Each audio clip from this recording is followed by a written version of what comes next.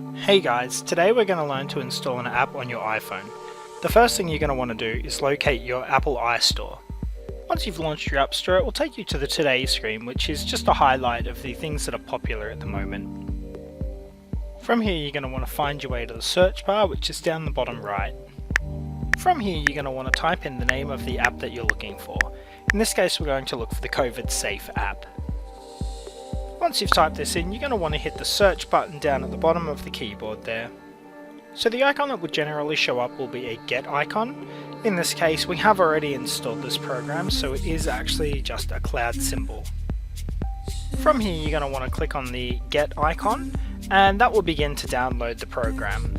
Once the app is finished installing, you'll actually just be able to click on the Open button, and that will automatically open up your app. And as you can see here, our app is working just the way we'd like it to be. And you will also be able to open your app directly from your home screen, as you can see here.